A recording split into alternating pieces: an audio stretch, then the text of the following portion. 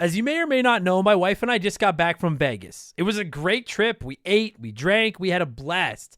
But then we got home and looked at the credit card, and I gotta say, it doesn't matter how much fun you're having, $25 for a drink is a ripoff. Frickin' Vegas. I hate getting ripped off, and so do the lads over at Harry's. They spent years watching the razor blade companies rip people off and said, no more.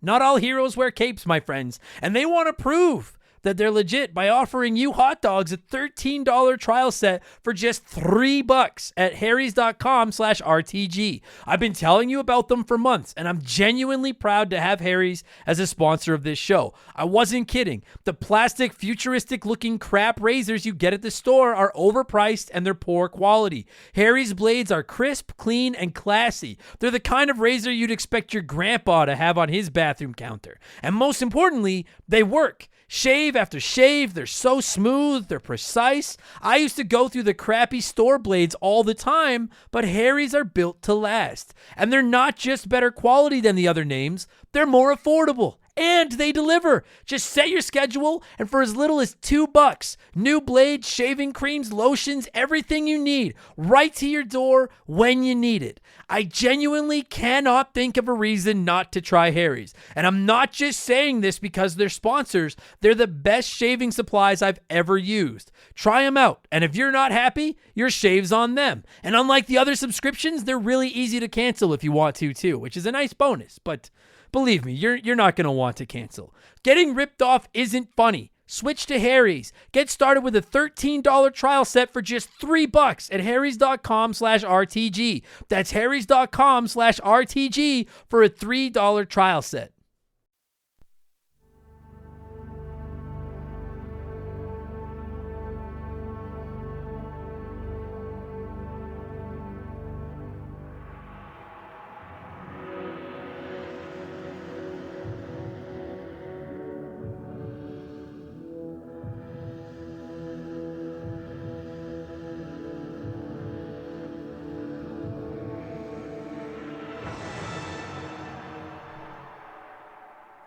What's up, everybody? Welcome back to Remember the Game. It is my Retro Game Podcast, where every week a buddy of mine and I sit down and geek at all the games we play back in the day. My name is Adam Blake. Thanks so much for listening to the show. I've always wanted to do that at like lightning speed, just once. I've been thinking about doing that for about 100 podcasts now, just because I know there's a ton of you that were like, whoa, what the fuck? And you probably dug your phone out to be like, why is it set at like 8 times fucking speed? I'm glad I got it out of my system. I'll never do that to you again.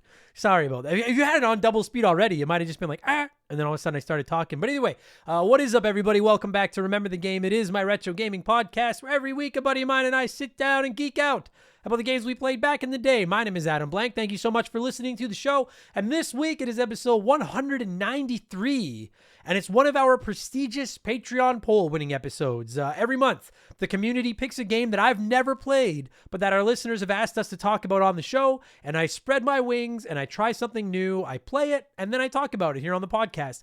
And Dino Crisis from the original PlayStation is our contestant this week. Capcom's PS1 dinosaur game, which a lot of people call Resident Evil with dinosaurs.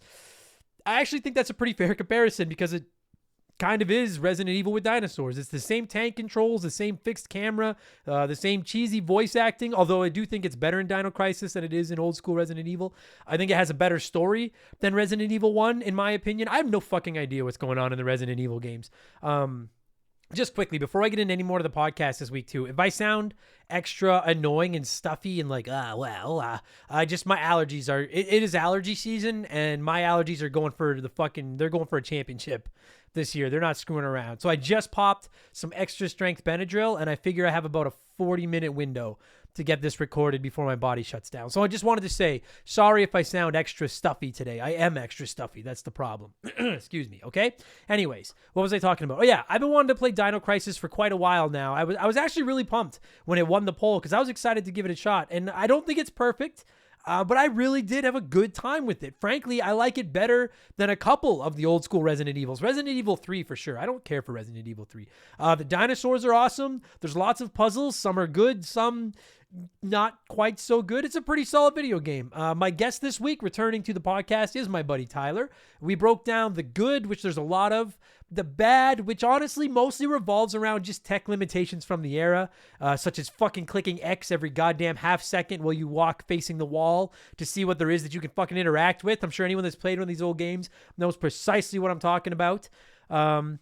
But we need to talk more dinosaurs on this podcast. Everybody loves dinosaurs, right? So I'm excited to do this. By and large, I think this is a pretty positive episode of the podcast. And we'll get there in just a minute, because speaking of stuff everybody loves, and speaking about something being by and large pretty positive, it's time for yet another edition of the Remember the Game infamous intro. Dun, dun, dun, dun, dun, dun, dun. And if you're new to the podcast, welcome aboard. Consider this your warning. Our intros are kind of long, but they're fun. It's like our intros are like the early part of a Dino Crisis or a Resident Evil game when nothing's trying to kill you and you're just learning how to walk like a robot. It's the fun thing. But seriously, if you do want to skip it, go ahead about 30 minutes up the road and you'll get to the Dino Crisis chat. We have merchandise. We have hoodies, t-shirts, coffee mugs, posters, all rocking badass art drawn by my man Joe. You can check out all of his work at 4545creative.com like always. And you can find our merchandise at rememberthegamepodcast.com if you're interested, along with like our back catalog of episodes and our P.O. Box address and my Twitch streams and all that kind of stuff. It is a great way to support the show if you're looking for, and I really do think our merch is above average quality.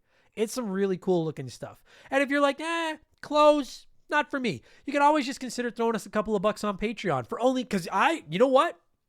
I'll plant my flag in the sand right now. This may not be the best podcast on the internet. I might not be the best host. I can't pronounce any words with more than 3 syllables in them. And I sound like I've just, because of my fucking allergies right now. But goddamned if I don't offer about the best fucking value in the history of Patreon. For only $2 a month, you get 2 additional podcasts every week. You'll get both my gaming news podcast, Game Patch, every Friday, where I look at all the biggest news in modern video games, and Expansion Pass every Thursday, which is a different podcast every week. We do game rankings. We look back at particular characters and consoles. There's some comedy episodes in there. I do game reviews. This past week on Expansion Pass, we look back at the Nintendo 64. We talked about our favorite games, our favorite memories, our hot takes. Of course, we talked about that fucking controller, and we got into the Nintendo 64's legacy as well, now that it's 20 some years in the past. And where does it stack up in the all-time great list of video game consoles?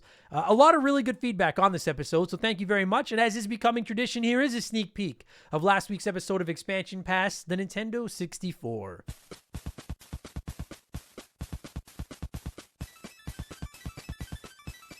Shannon Willis wrote into us and said, the best thing about the Nintendo 64 was the 4-controller setup. Nintendo did an amazing job at multiplayer games, and we didn't give them enough credit for that. We couldn't have wireless controllers back then, and they were forward-thinking enough to acknowledge that more people means more fun.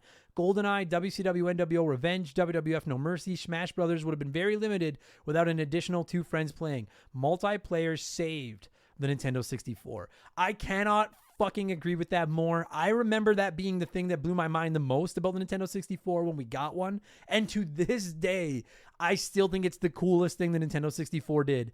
4 controller ports on the front of that thing. And I know that we're all taking it for granted these days because you can connect a ton of wireless controllers, and the GameCube had 4 controller ports and all that kind of stuff. But having 4 controller ports on the front of the Nintendo GameCube. 4 controller ports on the front of the Nintendo 64. That was a big fucking deal back then.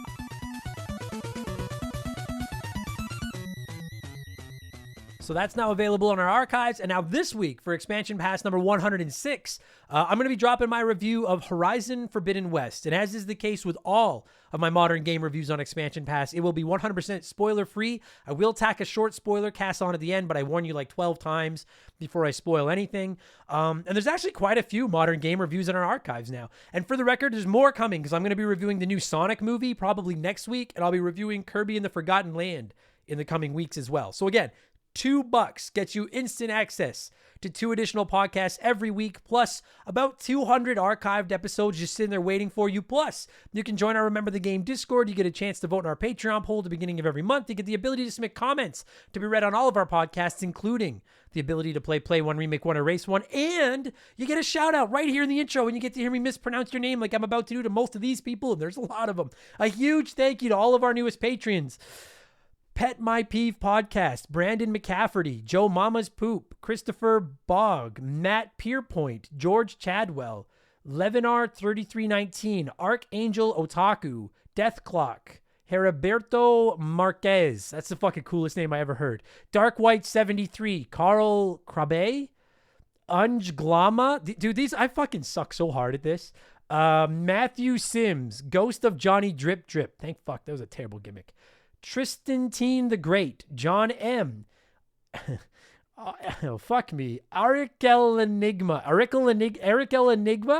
David Phelps, Mitch Mellett, Antonio Echeverria, Dylan Van Winkle, Alex Strobridge, Jacob, Super Nintendo, Chalmers, Joe Soap, Diesel Demon 360, Brandon H, Brent ND High Plains, and Dishy.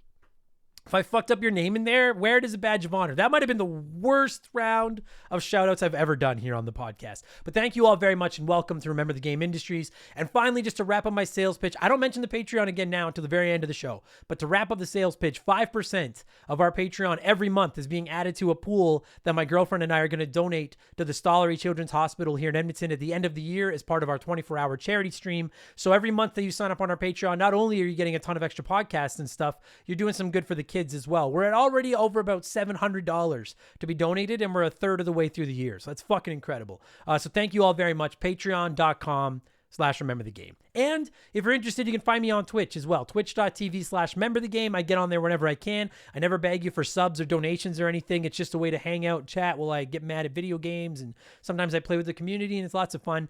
Twitch.tv/Member the Game. And that's enough blowing myself. Let's blow some of you by blowing in the cartridge. It is the opening segment here on the show. I read a few comments and questions from our patrons, usually gaming related, but not always. And we call this segment Blowing in the Cartridge. He blows all right. He blows big time. That's it, honey. Get into the spirit. I don't know if you guys can tell, but between every segment, like where the sound effect is there, I've been gone for like a minute, just blowing my nose and stuffing water down my throat. No, fuck, I allergies are a fucking... How are you allergic to the planet? The planet is here for humans to live on, and I'm fucking allergic to it. Anyways, let's blow. That's what we're doing here. We're blowing the cartridges. Let's blow. Our first blower this week is Johnny CCDC, who wrote in and said, "Hey, Adam, hope you're doing well. Listen, I wanted to give a shout out to the Sonic the Hedgehog episode last week. I adore that video game, and the initial franchise is some of the very best gaming has to offer from that era.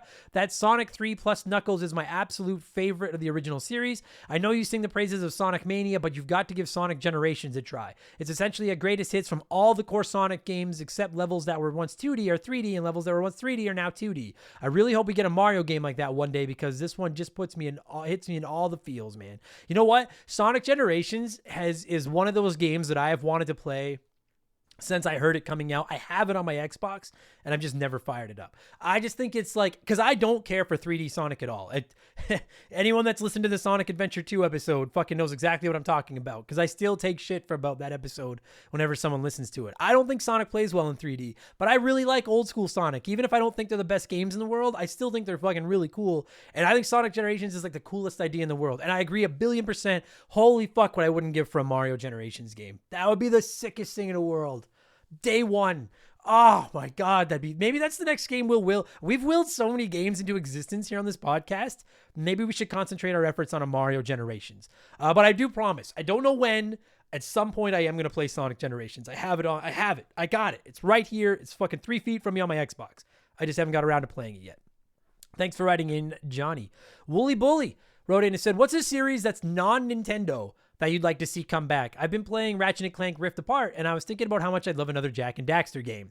Yeah, Wooly, Jak and Daxter's pretty high on my list as well. Although I would want it to be more like Jak 1, because I thought Jak 2 and Jak 3 were both kind of meh. But I would love another Jak and Daxter. I think the number one franchise that's not Nintendo that I want to see brought back is probably Twisted Metal. And I mean, I'm sure tons of people have answers for this. Like, I think we've even done this on our expansion pass a couple of times, talked about franchises we want to see brought back. But I think, and I know there's rumors out there that they're making another Twisted Metal, but now that we're getting a new Ninja Turtles game, I would say Twisted Metal is probably my number one. F-Zero is up there as well, but that's Nintendo, and you said I couldn't go with Nintendo. So I'll just stick with, I'll stick with Twisted Metal. That's the one that I want. Thanks for writing in, buddy. Matt Pierpoint wrote in and said, "Hey, Adam, so I was browsing my local retro store and came across Tekken 3 for the original PlayStation. I picked it up immediately because this was the game me and my brother would dump quarters into at our local pizza shop. I know you don't like fighting games, but I was wondering if you've ever tried the series before and if you'll ever review any of the series on the podcast." Probably not, Matt. I've never played a Tekken game. But if you're newer to our podcast, like we have covered a couple fighting games in the past. I know we have a Street Fighter 2 episode. There's a Mortal Kombat episode. We've done Killer Instinct. I really fucking suck at fighting games. I don't get them. I appreciate them and respect them. I love watching high-end fighters, like people play them. I really suck at those games. And honestly, like it has zero to do with my guests from those episodes, but those are some of my least favorite episodes of Remember the Game because I really feel like I've mailed it in on those ones and I'm kind of just counting on my guest to carry the load for the episode. So never say never, but don't expect a Tekken or a lot of other fighting games. Don't expect an episode about them anytime soon. Cause they're a whole nother language to me. I just don't get them, but thank you for writing in, Matt, and enjoy your Tekken. Fuck yeah. I've heard good things about Tekken. Maybe we'll do Turtles Tournament Fighters when that Cowabunga collection comes out. I never played the Tournament Fighter games either. Cause again, still fighting games, but maybe those ones will get on here. Lord Finish wrote in and said, "Just a little tip for everybody listening. Go watch Adam's Super Ghouls and Ghosts Let's Play on YouTube.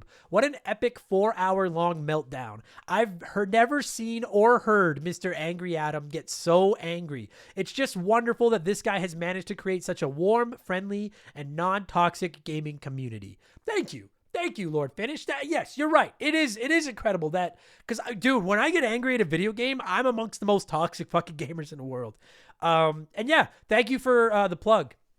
And I'll just plug it again. YouTube.com/remember the game if you're interested. I have a ton of Let's Plays over there. We've got some where I get angry and some where I don't. I'm trying to think, like there's Super Mario World, Mario 2, Mario 3, Donkey Kong Country, Earthworm Jim 2, Super Ghouls and Ghosts. I got really fucking mad at Earthworm Jim 2 and Super Ghouls and Ghosts. Blaster Master is over there. The Adventures of Bayou Billy is over there. Mega Man X is on there. There's just a whole bunch. GoldenEye is the new one I just uploaded this month. It was GoldenEye 007. I played through the whole campaign for the first time in forever on an actual 64 with the controller and stuff. YouTube.com/remember the game if you're interested in checking out some Let's Plays. Thanks, Lord Finish.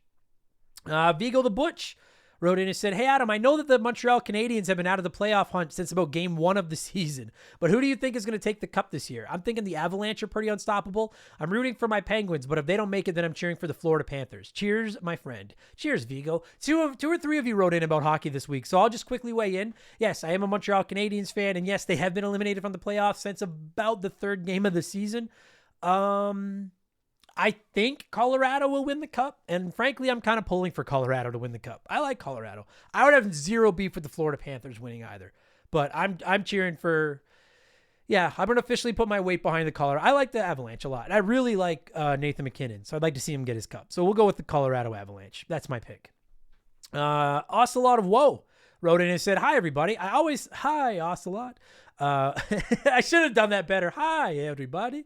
I always thought it'd be interesting to start a podcast. I'll probably never settle on a subject, but in the event I do, I feel that I have to ask you a personal question. What kind of microphone do you use?" So I do, dude, hardly a week goes by where I don't get at least one question about podcasting and the blowing in the cartridge. And I don't read them on here very often because I don't know if that's interesting to like the 99% of people that aren't looking to start a podcast, but just as a quick heads up, for all of you that write in on Patreon every week for blowing in the cartridge, feel free to DM me if you have podcast questions, and I'll answer them, even if I don't read them on the show. I may not be the guy that can offer the best advice because I don't really know what I'm doing, but anything I can do to help, I'd be happy to. As far as what type of microphone I use, what kind is this? It's a Shure SM7B. When I started out, I was using a Shure SM58, which if you don't know is like the same microphone you see at like any comedy club or like bands use, the classic black handle with the silver disco ball on top. Then I upgraded to the Shure SM7B last year, which is the one I'm talking into right now.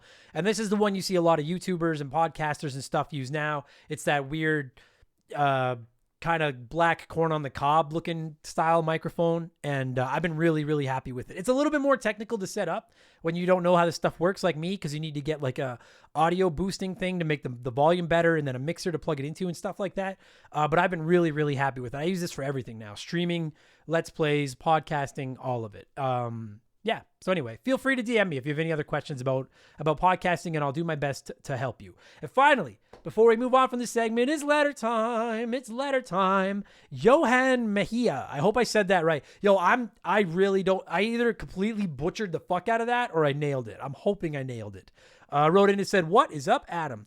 I was just wondering why a guy with such magnificent taste in video games like you loves so many wrestling video games. Not that I have a beef with the genre. It's just for me, they're like the FIFA games, very repetitive and always the same. I remember when my little brother had an obsession with these types of games. I used to love WWE when I was a kid, and I watched it every Saturday morning, but no more than that. Keep doing a great job. You're killing it. Cheers." Thank you, Johan. Yeah, I don't. Listen, I used to be big into sports games of all genres. Like, I loved wrestling games. I loved hockey games. I used to play Madden pretty regularly. I love the Mario sports games, as many of you know. MLB The Show has been an addiction for me. The Tony Hawk Pro Skater games were an addiction for me. I like sports games. I like the repetition because I feel like when you sit down to play a sports game, you just kind of know what you're getting. It's not like a platformer where you're like, I hope, or a fucking RPG or something where you're like, hope I find another save point. I hope that I don't die and lose a bunch of progress or anything. A sports game, you just sit down and you're like, I feel like playing some hockey, or I feel like wrestling a match, or boxing, or fucking whatever. And it's just wrestling, whether you consider pro wrestling a sport or not, which I do. Pro wrestling has always been my favorite sport. I just love it. And so I love playing wrestling games and, you know, going through careers and having feuds with the characters and the wrestlers that I loved on TV and stuff. I haven't played a lot of them lately, and I have no problem with repetitive gameplay when the gameplay is fun. It's when the gameplay sucks that I have a problem with repetitive gameplay, because you're like, this sucks. I don't want to keep doing it over and over again. And I don't feel like wrestling games have stuck the landing lately. Apparently WWE 2K22 is pretty good. I'm pretty close to picking it up at some point. I'm going to, I think. But yeah, I just have always loved, I mean, going back as far as the Super Nintendo, and then obviously the Nintendo 64 took over my life when it came to wrestling games. I just really, it's just a video game version of, like, legitimately maybe probably the two things I'm the most passionate about in my entire life have been video games and wrestling. So I think that's a big part of it too, is you just take one of my two favorite things and make it have sex with my other favorite thing. It's peanut butter and chocolate. It's wrestling and video games. So, which is why the Simpsons wrestling game should have been the fucking, like the greatest thing of all time.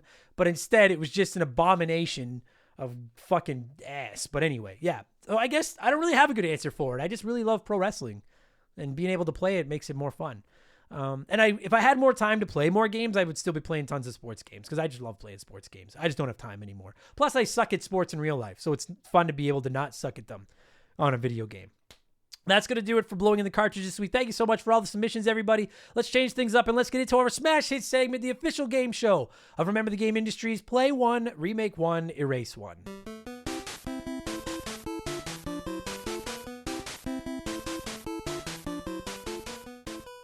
And a huge thank you to Classic Concentration from the NES for unknowingly providing us with the theme music for the show. The rules are simple. Every week, I give our patrons 3 retro video games. They can play one as it was released, remake one as a modern game, and the third game is erased from time forever. And as always, there are no wrong answers, but there is a right one, and I'll tell you what it is in a minute. And this week, I figured we're talking Dino Crisis, so I went with 3 more Dino-centric games for the contestants' row. We have Jurassic Park for the SNES, Dino Park Tycoon for the PC, and Turok Dinosaur Hunter for the Nintendo 64. And there was some confusion in the early running as to what iteration of Jurassic Park I was using, because the image for Play 1, Remake 1, Erase 1 didn't upload, so people just saw Jurassic Park and didn't know which one it was. So I'm wondering if maybe that skewed the votes a bit, because there's so many of the games. But 36% of you voted to play Dino Park Tycoon, remake Turok, and erase Jurassic Park. So it's controversial due to the Jurassic Park mix-up, but I like the logic. I thought Dino Park Tycoon was fucked, and I love that game. That is not what I would do, though. I would not play Dino Park, remake Turok, and erase Jurassic Park. I'll tell you what I would do in just a minute, but let me see what a few of you had to say here first. Where the fuck was I here? Brandon McCafferty wrote in and said, despite the shitty graphics, Turok was one of my favorite Nintendo 64 games with inspired bosses, inventive and badass weapons like the fusion cannon, and secrets galore, so I'll play that one. Remake Jurassic Park because I think there's a great game in there somewhere, but the SNES version was bogged down by poor controls in first-person mode and no save feature. I gotta erase Dino Park Tycoon because I never played it, and I'm sorry, Adam, but business sims are just not my cup of tea. Yeah? Well, you're not my fucking cup of tea, Brandon McCafferty, so... I mean, I'm not going to put you on double secret probation because you played by the rules, but you're, I can't, that's all I got. I don't have any other, when I put your comment into the notes, I was like, oh yeah, then I'm going to tell him he's not my cup of tea and then I'm going to light him up, but I don't have anything to add to it. So sound logic, but you're wrong. That's not the right answer. James Floyd wrote in and said, I've only ever played Turok, so I'd remake it. I want to stab a brontosaurus in the neck with a knife in 1080p. Oh, Jesus.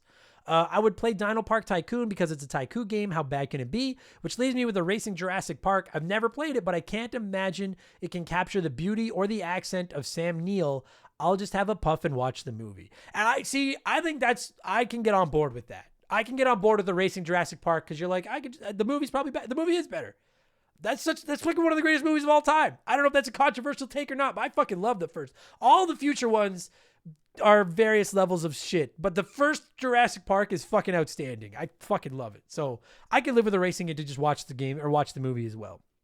C-Spin wrote in and said, play Turok. I really loved the second game as a kid, and I'd love to play the original to see where it started. My favorite weapon was the tech bow, and I would wreck shop with it on Seeds of Evil. Remake Jurassic Park, because I've never played it, and seeing videos of the switching from third person when you're outside to first person when inside would look a lot better with current gen graphics. Erase Dino Park Tycoon. I've never really been able to get into these types of games. The building aspect is fun, but it gets boring to me pretty quickly. And you know what's funny is they do to me too, but I still love them. I love business tycoon games and shit like that, even though I get bored of them a lot of the time. I get bored of them as soon as my business starts going poorly. I like those types of games until the second one thing goes wrong with my company. And then I'm like, fuck it. This is a stupid game anyways. The 16-bit Big Boss wrote in and said, I'm going to try to be a little bit of a contrarian here and pick the unpopular opinion. I'm going to play Jurassic Park because it's on the SNES and I've never played it. I'm slowly working my way through the entire SNES library. Oh, Jesus. And I'll eventually play it. Remake Dino Park Tycoon on the level of Roller Coaster Tycoon 2 with all the expansion packs and all that jazz. Erase Turok. I don't like shooters all that much anyways. All right. Yeah, I can get on. Yeah, gonna play every game in the SNES library. You got some pain in front of you, son. But yeah, all right. I can get on board with that. You know what? I was gonna say something, but I'll save my answer for I'll give you my answer in 1 minute. You touched on something that I like, though. Phil M. wrote in and said, I'd play Dino Park Tycoon because I've never played a Tycoon game before, so why not make this my first one? I'd remake Turok because it'd be great to see it with modern graphics and modern RPG type of gameplay, and I'd erase Jurassic Park because the movies were already good and it doesn't need to be a game. If I'm wrong, fight me. I read your comment just because of that. If I'm wrong, fight me. That reminded me of Patty Tattinger, Patty Tattinger, the caddy manager from Family Guy. Yeah, so it rhymes. Big whoop. Want to fight about it? I love that. The idea that you just, if I'm wrong, fight me. I fucking love it. I'll see you at the monkey bars, Phil. Because you are wrong, but I respect your logic. And Dino Park Tycoon was my first business sim as well, so you're on the right path.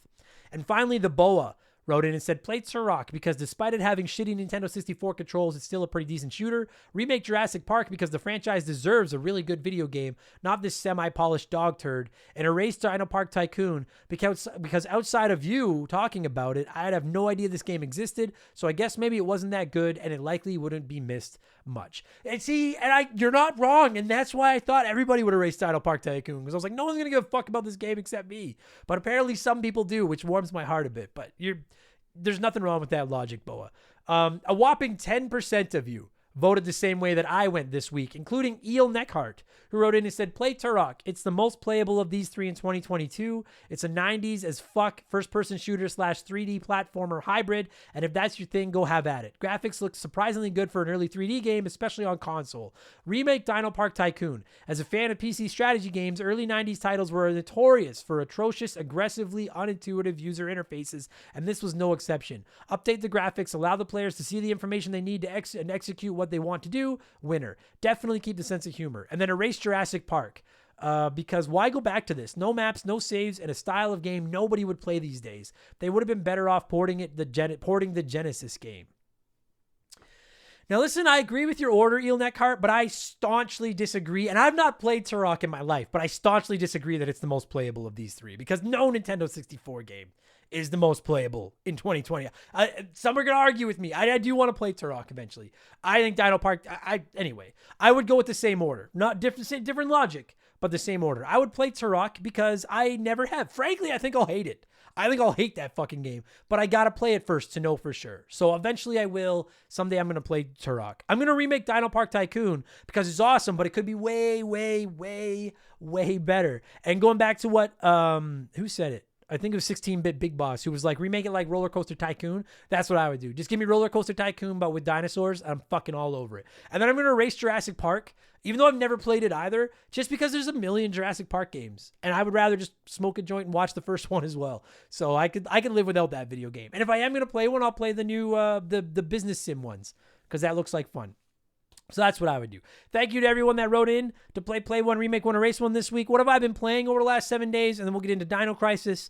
I finished Horizon Forbidden West on the PS5. As I mentioned, I'll be reviewing it on tomorrow's episode of Expansion Pass. Spoiler free as always. I'm also still playing Final Fantasy Tactics as I get ready for Remember the Game number 200. I'm not telling you a fucking thing about what I think about it. You're going to have to listen to the podcast when it comes out. I've also been playing Kirby and the Forgotten Land on the Nintendo Switch because I picked it up after so many reviews were good. Plus, I thought my girlfriend would enjoy it. And I got up I'm going to review it in a couple weeks on Expansion Pass, but like, I'm liking it way more than I thought I would. Very, very easy, but not like just hold the left stick over and walk and you can't lose easy. I'm really enjoying Kirby and the Forgotten Land. And I finished playing through Castlevania Aria of Sorrow. I played it from the Advanced Collection on my Switch. It's originally a GBA game. That'll be coming up in the next couple of weeks here on an episode of Remember the Game. Pardon me, if you're interested in that. That's what I've been playing. Let's talk Dino Crisis, the main event. That's why you folks are here. I like to give a couple of you a chance to sound off on the game we're talking about before my guests and I hog the spotlight. Ghost of Johnny Drip Drip. I love that handle because I fucking hate that gimmick. And if you watch WWE, you know who Johnny Drip Drip is. Ghost of Johnny Drip Drip wrote in and said, I remember despising how Dino Crisis controlled, but loving nearly everything else about it. Granted, it's been a long time, but anytime someone wants to put dinosaurs in a sci-fi game, sign me the hell up. And I agree with you. I think some of the puzzles are a little bit not great, but by and large, the only real issue with this game is that it controls like a PS1 fucking video, like tank control Resident Evil game. And I don't hate those controls. I think you get used to them. But I think everything else about this game is pretty rad as well. Stephen Parnell wrote in and said, I love this game as much as the Resident Evil games. The only pain was the raptors jumping out of the bush. I would love a complete remaster of this game, just like Resident Evil 2. I'm looking forward to when you play Dino Crisis 2. Keep up the amazing work on the show. Dude, I never even thought of that. Or maybe I did. Maybe doesn't matter. We might have talked about it on the podcast, but that you're about to listen to. But a fucking Resident Evil 2 remake of Dino Crisis would be a day one, minute one fucking purchase for me. That would be so fucking sick. God, that'd be awesome. Declan McGarry wrote in and said, Dino Crisis was a game I never got to finish. I was 10 years old when it released and it was just too complicated and complex for me to wrap my head around. From Spyro the Dragon to bloodthirsty velociraptors and T-Rexes was just a step too far. However, I vividly remember the sheer terror I felt playing the demo for the first time when the infamous scene of the T-Rex smashes its head through the office windows. It scared the absolute shit out of me. Dino Crisis 2 went on to be one of my all-time favorites on the PS1. The run and gun action suited my style of gameplay better, but the original is a game I've always meant to go back to just to give it that one good try over 20 years on. Definitely go back to it at some point. I'm super pumped. Tyler, actually, my guest this week, gets Dino Crisis 1 and 2 mixed up for a couple minutes, as you're about to hear. But, like, it got me just more excited to play Dino Crisis 2. I got to play this fucking game at some point. And I can't imagine trying to solve those puzzles at 10 years old. I was fucked at 38, much less at 10. Super Nintendo Chalmers wrote in and said, I never got to play this game, but I was able to see it being played by my friend that had it. I remember him struggling with some of the puzzles and wasting so much ammo. One day I was always hoping that I could play it. I still do, though now it would be amazing to see a remake. Agreed, 100%. And yeah, those puzzles are fucked. And finally, Munch Makuchi wrote in and said, I doubt there are many out there who are bigger fans of these early survival horror games than I am. After playing the original Resident Evil, I became a survival horror junkie. As a bit of an expert on these titles, I can comfortably say that the original Dino Crisis was a gold standard of the era. It surpasses Resident Evil and even the fantastic Silent Hill 2. I've beaten this game close to 36 times in my life, and it has never gotten old. It also had the most thought out and innovative puzzles of any game in the genre. I will never forget the first time I solved the container moving game in those goddamn pipes. Those pipes are fucked.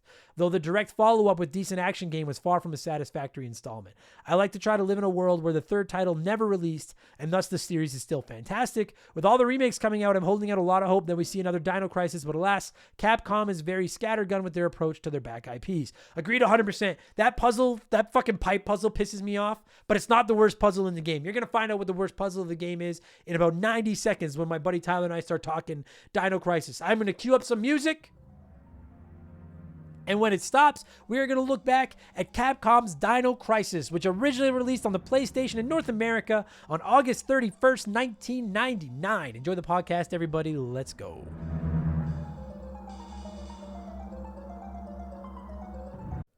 This show is sponsored by BetterHelp. Everyone that listens to this podcast knows about our illustrious CEO, my dog Molly. But the other silent partner behind the scenes is my wife. And let me tell you, my friends, a 17-year relationship with another person that has to talk to and live with you is a lot harder to maintain than one with a dog. We've had our ups and downs, and as you all know, a relationship isn't all sunshine and rainbows. They can be a lot of work. You get out what you put in when it comes to relationships, and talking to a therapist can be a fantastic way to put in some work. They can help you work through your issues, learn to communicate better, and even just provide you with an ear to bend when you need it. I've talked to my therapist about my relationships, especially when it came to my stand-up comedy career and how much I was away from home, and they helped me work on ways to keep my relationship strong even when I was out on the road. It turned out our relationship was actually better when I was out on the road, but that's a story for another day. And I know, right? Therapy. Who has the time these days? BetterHelp hears you, and they're making it easy. Fill out a quick form online, and they'll match you up with a therapist that suits your needs and that'll work around your schedule. You pick the meet times, and you can get your therapy fix from anywhere, over video, phone, or just chat. Become your own soulmate, whether you're looking for one or not. Visit BetterHelp.com/rememberthegame today to get 10% off your first month. That's BetterHelp, HELP.com/rememberthegame.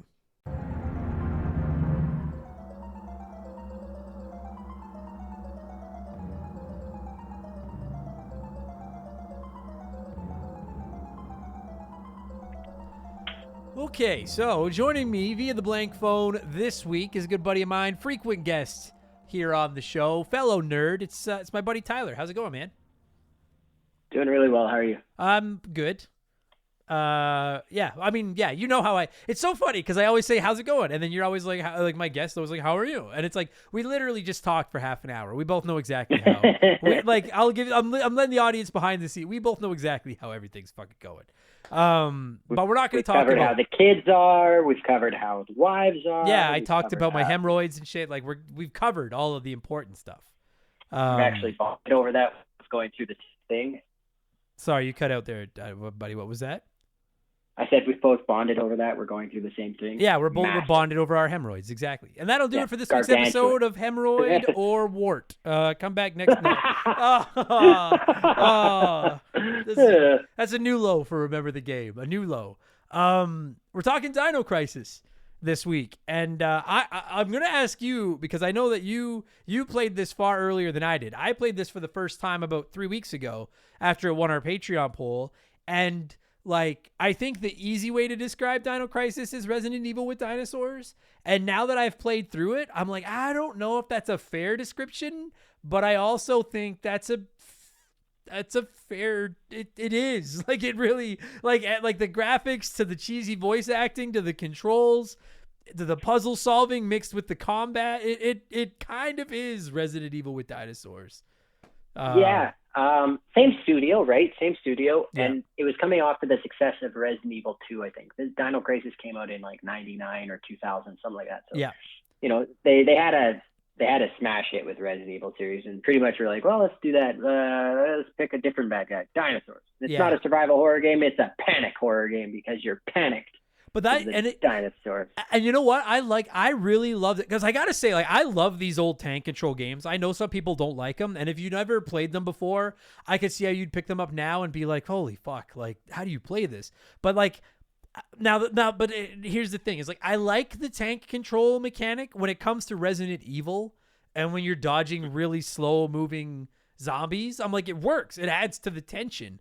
I did at times. I expect dinosaurs to be more dangerous and more powerful than zombies, but at times I did find it infuriating as all fuck that I was moving super slow and had those fucking tank controls, but instead of dealing with a slow moving former janitor that's coming to eat my brain, I'm dealing with a fucking raptor. Like I like those controls. I just found them a little bit frustrating when it came to dealing with dinosaurs with them. Yeah, absolutely. And I think that's where they make the distinction of like panic horror. You're panicking when you're using the controls. Pretty good description of it. Yeah. The other big difference, and you might not have like noticed this, but this game was pretty much like, not a tech demo, but they were like, hey, we're going to try something different from the Resident Evil game, which gave them more camera mobility and was like a big, just an example of them pushing the envelope. And then this came out also like just on the heels of the PlayStation 2. So I think they were like ready to make that leap to the next gen console. All of the backgrounds are 3D renders as opposed to 2D pre-rendered artwork, which is Resident Evil 1 and 2. Sure. Because all the backgrounds, very like are, pre-drawn essentially, right? Yeah. But your 3D characters just moving on those 2D objects, whereas this had 3D objects, and they didn't make it so you can move the camera, but they could have. Yeah, and like, listen, I'm gonna get into that because I still have a gripe with those. Mother. Okay, you know what? Let's just fucking do. Okay, so I'm gonna warn everybody. At some point, we're gonna get into this story, and at some point, we're gonna get into the spoilers, because we are gonna spoil this story. I guess if by fluke you've never played this, in 10 seconds or less, you control these agents. They're not like FBI agents. They're like secret agents or whatever. And you end up on this fucking island where it's like a laboratory and there's dinosaurs, and we'll get into the rest of it later. Because I just, in case you're like listening to this episode and you have no fucking idea what Dino Crisis is, it's that, and then it's Resident Evil with dinosaurs. But I gotta say, and you're not part of a special police force called STARS. You're not part of STARS. You're part of Secret Operation Raid Team or SORT. It's not Resident Evil. It's not. It's not.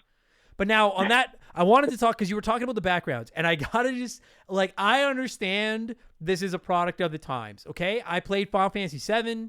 I played Dino Crisis. I played Resident Evil. I played Parasite Eve. I understand how these games work and some of the technical limitations, but I've got to say, I have a couple of gripes with this game, and my biggest gripe with this fucking game is that classic just mashing X all the time to see what you can interact with. And I got stuck at one point in this game, Tyler, for almost an hour before I finally was like, I have gone through the entire fucking map. Where haven't I gone? And then I looked at the map, and it turned out where I was trying to go was exactly where I had to go. It was to access this giant computer panel in this computer room where the guy's secret lab is behind it. I just wasn't pushing X directly in front of the control panel. I was a little bit beside it. But it didn't look like anything I could interact with. It just looked like part of the background. So it never, like, oh, motherfuck. Like, if I'm looking at the fucking computer screen and I push X and the control panel for the computer screen is 6 inches to my left, then how about instead of saying, oh, this is a big computer, why don't you say it's probably worked by that control panel over there? Tell me that I have to move my character 10 pixels off to the side to activate the control panel. I was so fucking mad. I never got that mad when dinosaurs ate me, although the T-Rex pissed me off. None of that made me as mad as there were 2 or 3 instances, and I've had that with all these games, and I get that it's a product of the times. I'm not going to take points off it, but anyone that played these games, you've played a lot of these games back in the day, you know what I'm talking about. That nonstop mashing of X, just hoping that you can find something you can interact with. Motherfuck, is that infuriating sometimes. Oh, I have been saving that for 3 weeks since I beat this game, and you and I have been trying to get that together to do this podcast. Fuck! I'm done. Thank you. Thank you. Do you know what I'm talking about, though? Like, that shit makes me so mad. Fuck me. Yeah. And I mean, like you said, rationally, it's because like it was a new way that they were doing the background. So like in Resident Evil, the typewriter's obvious, but that's because it's a 3D rendered object overlaid on a 2D background. Right. They did something new with this, and they didn't think like, hey, objects are going to be hard to find. Maybe we should highlight them or make them a little bit obvious. Right. It just, everything blended together. Well, because that's the other thing, right? Is like some of these games, like when you think of like Final Fantasy VII, like the materia it glowed, like you could tell where it was, and like Metal Gear Solid, when you could pick up an item, it was floating in the air, spinning around. And some games would have like a little shine on something you could interact with, and I'm fine with all of that. I get that you had to do a little something to make it stand out. I could tell clear as fuck that I had to interact with this fucking computer. Just God forbid that I didn't have Regina. And it's so funny because I've been so tempted to call her Regina this entire time. I'm on board with that. So that's the main character, is Regina. And it's confirmed, despite its spelling and living in Canada, wanting to say Regina. Yeah, if anyone doesn't know, we have a town. We have a town. It's kind of a town. There's a city in Saskatchewan here in Canada that's spelt exactly the same as Regina, but it's pronounced Regina. And so the whole time I'm playing it, every time they're calling her Regina, I'm like, you guys are saying it wrong. It's fucking Regina. But like, I'm just like, I get that I understand why it's like that, but it's like, for the love of fuck, all you got to do is just tell me like, oh, you have to use the panel over, like, just guide me just a little bit, because it wasted so much of my time, because I hate looking up walkthroughs for games like this, because to me, dude, the genius of these games, the Dino Crisis, the Resident Evils, is this, it's like for lack of a better term, it's like a giant escape room, and I love the solving of the puzzles, but it's like, when I don't know, sure. What's that? Oh, I was going to say, for sure. No, I think that's the main charm to those, is the giant puzzle. Yeah, absolutely. Like the action is just up to stakes, but the puzzle is what's exciting. Agreed. And it's just like, bro, when the thing I need to interact with to solve the puzzle, like when I'm clicking right beside it, like, anyway, I'm done. I'm done ranting about it. It's a product of the times. It's okay. Like, if a game came out today like that, I would be like, this is unacceptable. This is fucking ridiculous. Yeah. But back then, I get it. It's understandable. Well, and even like there's very hard games that are out today that are, completely immersive shooters and whatever, where the objects are still more obvious than in Dino Crisis. Like, absolutely. Escape from Tarkov, the Arma games, stuff like that, where I don't know if you really interact too much in Arma. You can build shit, but any of those games, like, everything you interact with is more obvious than in Dino Crisis. So that just puts it into like relative perspective. Yeah.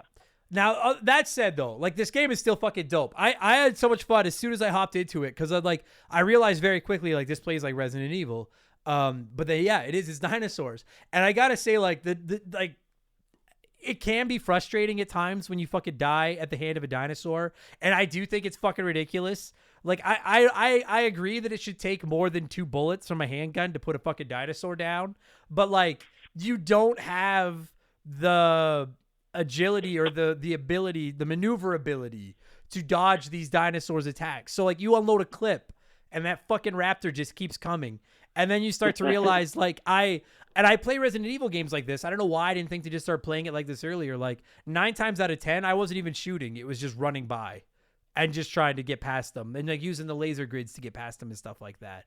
But as frustrating as it is, I think that, like, how overpowered the dinosaurs are adds so much to the fucking game. Like, I loved it, because you hear, dude, and I'm like, Tyler, when you go to like an L-shaped hallway and there's that fixed camera and you can't see anything, but you can just hear that, like,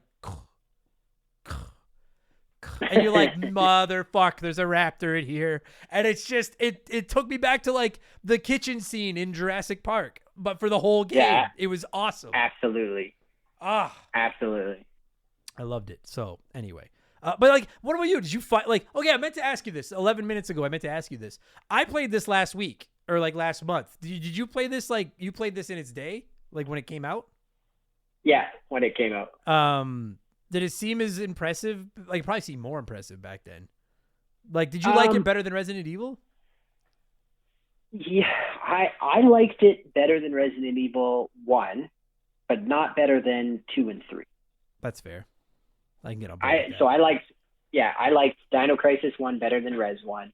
I liked Resident Evil 2 and 3 better than Dino Crisis 1. And Dino Crisis 2, I was really good at the extra mode that I think it was called.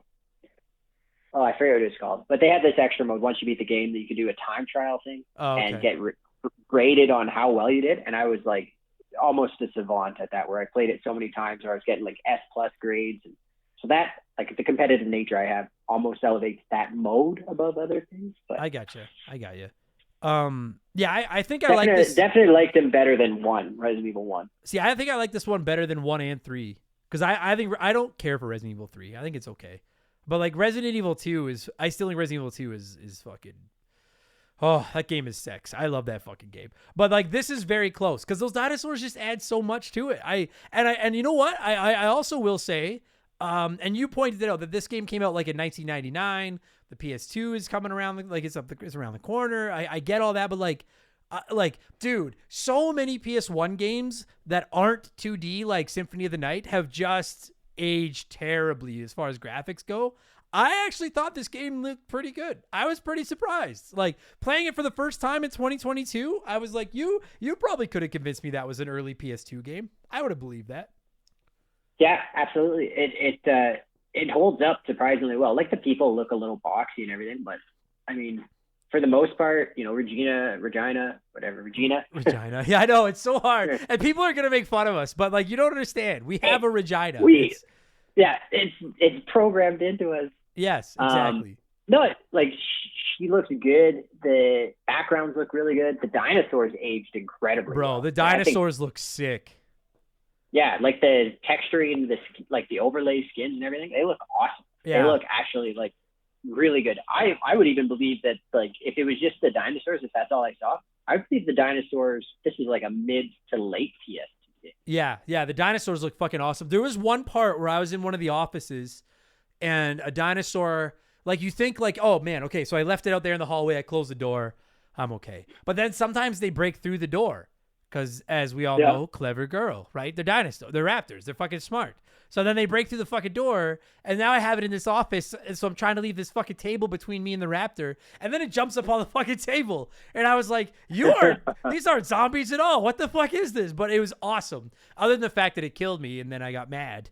But I loved it. Like, the dinosaurs steal the show. And you know what else I think is brilliant about the dinosaurs in this game is, considering they're the only enemies in the game, I don't think they're overused. Like, there's not a ton of them. And I think that it frustrates me that they come back to life. That fucking drives me crazy because I'll waste half my bullets putting one down and it'll come back. But I like that, like, they're not everywhere. You can go for a good 5 minutes without even running into one. And then suddenly you go to, like, and that adds to the tension when you do find one, you know? Like, they're a novelty absolutely. Almost. I love that. I fucking, I love the dinosaurs in this fucking game. And, and like I said earlier, I want to know what your strategy was for dealing with them, because I tried to shoot them. It didn't work. Shotgun worked, but I didn't have a lot of ammo for the shotgun. My favorite weapon in the game was just tranquilizer darts. Oh, really? Yeah, that was my go-to. I just ran like a chicken shit. I like the MAC-10. I never found a fucking MAC-10. What the fuck? Yeah, they had a Uzi. How the fuck did I not even find this? Maybe that's why I wasn't very good. I don't think I had a MAC-10. I had a shot. Did you choose to play as Tom? No, I didn't know you could do that either. I thought you could only play as Regina. Are you thinking of Dino Crisis 2? No, positive. You play as different characters. Oh, maybe it is 2. Maybe I'm mixing I think you're thinking of 2, because in this one you play as Regina, and then you can choose to work with either Rick, the fucking cool tech guy, or you could work with Gale, the boss, and he sucks, like the Sarge. I'm thinking of Tom, and I'm thinking. Yeah, I think you're thinking of the second one. Or I was so high playing this game that I missed half of it. I thought Tom, isn't Tom who you're going to see? And he's Tom's already there. On the island? Yeah, Tom's there, but you never have a chance. You can only ever play as, I don't think it gives you a choice. I think you just play as Regina. Mm-hmm. But no, I never found a goddamn fucking rifle. I just used tranquilizer darts and ran. and then those electrical grids. I use those fucking laser grids. Those things are godsends because you could run to the other side of a laser grid, turn it on, and then just watch the Raptors run into them over and over and over, zapping themselves like idiots. Which is the way, use the environment against them. It's only smart. Yeah, I like that part a lot. But like fighting them was, I thought fighting them was a waste of time. And then eventually, like at first, I didn't think you could possibly run past them. And then after a little while, I was like, oh, you can totally just run past them most of the time. And even when they get a hold of you in classic, like one hit kill would have been fucking garbage. Like I like that they can chew on you for a good like 30 seconds and you can still just run away, and you're fine. Yeah, and I think that's how I played a lot of it. I remember, like, I think I'm mixing up a lot of too because that, like I said, I played a lot of that time trial mode. So there was like a grenade launcher, single shot grenade launcher, a freaking multi cartridge one, a shotgun. You do get a grenade launcher in this one near the end. And is there like two pistols? I thought there was like a really powerful pistol and a weak pistol, maybe. If like there was, I don't. You could only. I only ever found one, but then I upgraded it. Maybe that's what it was. You could get extra parts if you like looked for stuff. And that's something I love it. Like, dude, I feel you because I know like that's one of the things I'm worried about for doing an eventual Gears of War episode is like I have to replay that game first because Gears 2 is gonna bleed into it so much for me. Yeah. I get that. But like another thing I really like about this game is the way that there's like you can make choices, and the choices like it's not like KOTOR where you can either go to the dark side or the light side or anything, but like you can make choices and those choices will kind of like there's replayability because like every time you have a choice between like, do I want to team up with Rick, like the fucking tech guy, and be like, no, I agree with him, he's got the right idea, or do I want to be a badass like Gale, like the captain, and who's kind of, I fucking hate that guy, he's kind of an asshole, and you have like 4 or 5 different times throughout the game where you get to make a big decision. And I guess near the end of the game, you get to make a decision that actually affects like how the game ends and stuff like that. But they weren't just like tedious, like meaningless decisions. They were decisions that would like let you play different parts of the game and stuff like that, which I thought was really cool. I love that idea actually. Yeah, I think there was 4 or 5 endings to the game. Yeah, well, I looked because I had a save. I saved right at the end of the game to see, because like by the end of the game, if you've never played it, by the end of the game, you've got your 3 agents. There's Gale, there's Rick, there's Regina. I'm gonna say it that way. I don't give a fuck. Plus, there's the doctor that like is behind everything. And based on what decisions you make, like, so, like the doctor won't get away, or Gale won't get away, or like, and the doctor was Kirk, right? Yes, Kirk was Dr. the Kirk. doctor. Yeah. Who I hate that guy too, smug motherfucker. But like, so I want to get into I wanted to touch on this story because I said we were gonna spoil everything. In addition to being able to make decisions, I gotta say, like the story, like, I just finished playing. Or we were just talking Resident Evil because I did Code Veronica a few weeks ago, and I was like, if you asked me what's going on in Resident Evil, I have no fucking idea. I have no. Umbrella Corporation made zombies. After that, I have no clue. And granted, I've only played one of these games, but this game's story is awesome. Like, do you like?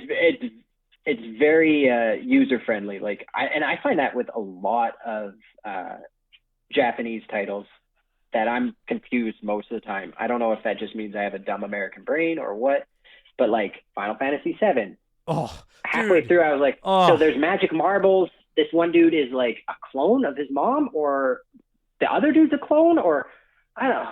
Is Cloud Zach? Why doesn't he remember being a piece of shit? Why does he think he's so great? What's happening? Why is he an angel now? Is there a meteorite coming? I don't fucking get it. I have to assume that part of it is the translation, like lost in translation.